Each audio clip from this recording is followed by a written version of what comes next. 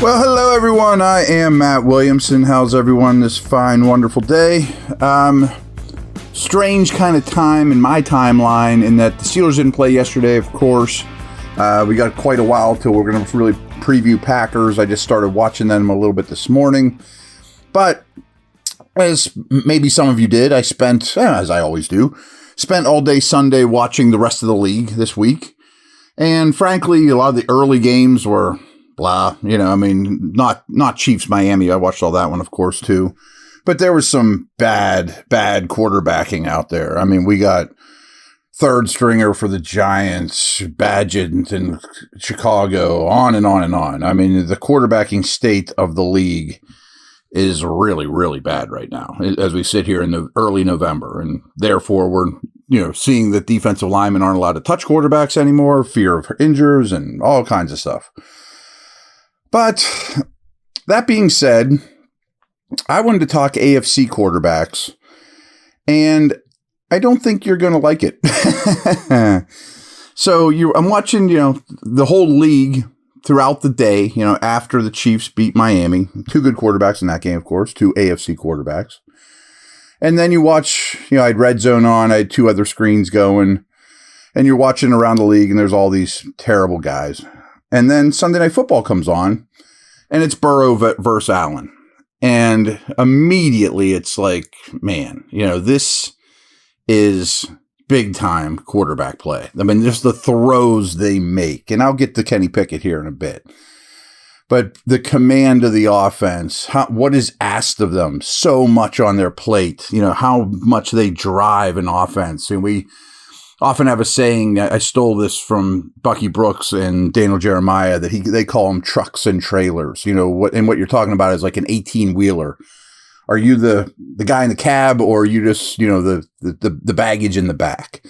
I look at it more like a locomotive. Like Aaron Rodgers in his prime was a locomotive, just pulling the whole train. Burrow and Allen are locomotives. So I want you to think about this. You've probably seen plenty of Burrow and Allen. Do you think Joe Burrow will ever win a Super Bowl? Think about that for a minute. You think he'll win a Super Bowl? Simple yes or no question. Okay, you've answered. Do you think Josh Allen will ever win a Super Bowl? Do you think Justin Herbert will ever win a Super Bowl? How about Lamar? How about Tua? They're a good team, right? They can't beat anyone good, but how about Lawrence? We just saw him the other day. Could Deshaun Watson win a Super Bowl? What about Aaron Rodgers with the Jets? The answer is not yes to all of them. The answer is yes to very few of them. Because, oh, by the way, Mahomes in a Brady-like fashion still exists and has his rings. So are these great guys, especially the top ones I mentioned, are their careers destined to underwhelm a little? Because they all have to compete with each other? Are they going to be Phillip Rivers to Brady? You know what I mean? Like, great career, but couldn't get it done in the AFC. And where does that leave Pickett? You know what I mean? Like, he's not at Lamar's level. He's not at Lawrence's level. He's not at Allen and Burrow. He's not at Mahomes. So give that a little thought. Who do you think will actually win a Super Bowl in their career from these AFC quarterbacks? And I'll be back in a minute.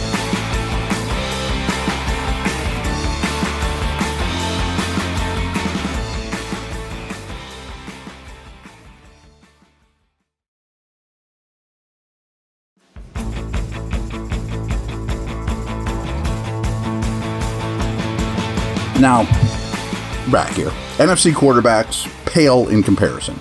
Dak's a good player. Stafford's a good player. Hurts is a good player. Maybe some of the young guys step up. Who knows? But it's so loaded to the AFC. And this is how I rank them in terms of, like, who would you want? Who are the tiers right now? I think Mahomes still stands alone. He's proven. Frankly, I think he's the greatest quarterback that ever lived. I mean, I think that sounds getting ahead of myself, but I think he's the greatest quarterback that ever lived. And he just is hitting his prime now. I mean, you got to think about that too. Like, when was Ben at his best? Age 28 to 33, maybe? I don't know. I'm just pulling this out of the air. Whenever it was. A lot of these AFC quarterbacks have not gotten to that age yet. When was Peyton Manning at his best? When was Brady at his best? Most of these guys have not gotten to that age yet, including Mahomes. It's unbelievable. So I think he stands alone. I'm pretty certain Burrow's number 2 right now. And that's not just recency bias because he beat Allen last night. I've had him number 2 all off season. Man, if he wasn't a Bengal, he'd be so easy to root for. And he is in such command in the way he throws a ball. But I have Allen right behind him. So that's my tier 2s of the AFC only. Like in the real world, they're all tier 1 guys. But, Mahomes is by himself. Burrow edges out Allen. Then the next group to me is Herbert versus Lamar.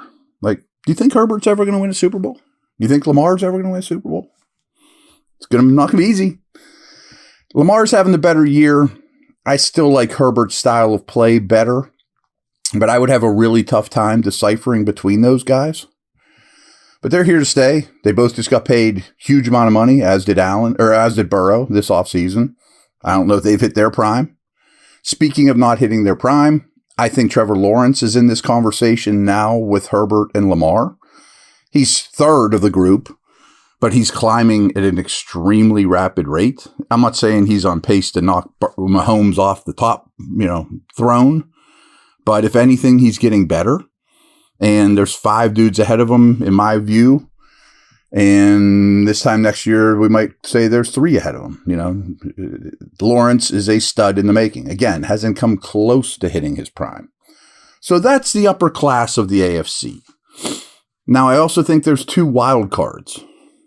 We saw CJ Stroud just tear up the Steelers and was unbelievable this past week. Rookie of the year by far. He looks like a great young player. You'd love to have CJ Stroud. You're buying every bit of stock in CJ Stroud you can right now. The other wild card is the opposite. It's Aaron Rodgers. I mean, is he great? Is he done? Will he ever play again?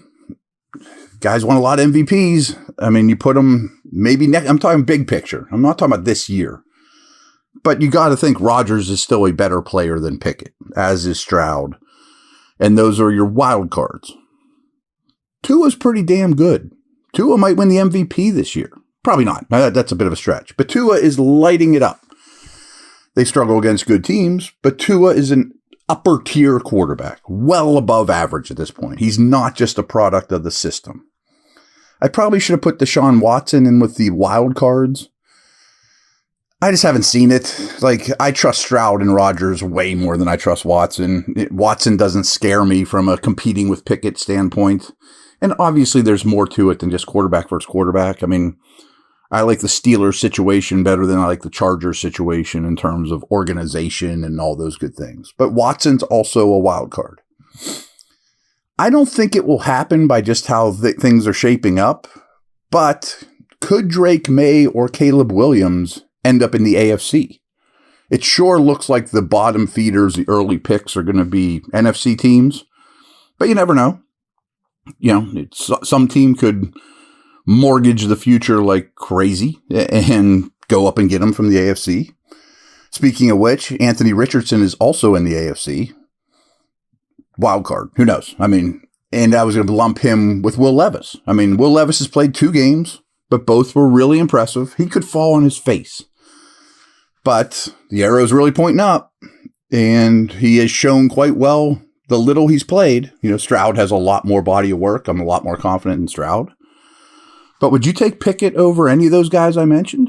I mean, that's who you're competing with. Mahomes, Burrow, Allen, Herbert, Lamar, Lawrence, Stroud, Rodgers, Williams and May, maybe. Watson, I don't quite lump there. Levis, I don't know. And Tua. So that's where things are at right now. I mean, as bad as the state of quarterbacks are in the NFC, or really in the NFL, those guys are all pretty darn strong, with the exception of Rodgers, of course. But is he going away or not? I don't know. I just thought that was something to talk about.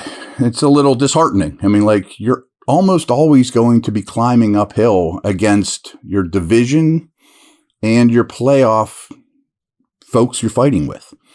Speaking of playoffs, I think this helps the Steelers. Well, either way, it would have been bad. But you look at Bengals, Bills, and you think, wow, these are two of the best teams in the league. These are playoff teams. They could meet again. One of these teams could win the Super Bowl.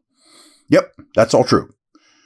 But the Bills, and this would have been true for the Bengals too, the Bills are now 5-4 and have 4 conference losses. And they have an insanely hard schedule going forward. The same would have been true for the Bengals. The Bengals and Bills have 2 of the hardest schedules remaining in the league. But I'm saying this just the loser of last night's game, it was not a loser leaves town match because these teams are so good and they have these quarterbacks. But they're going to have to be close to perfect to either win their division, which is probably their best route for the Bills, or it'll be difficult for them with wildcard tiebreakers. I mean, 4 conference losses and a really hard schedule ahead. All their losses have been the AFC. So it's really easy to say, oh, the Bills are going, Bengals are going.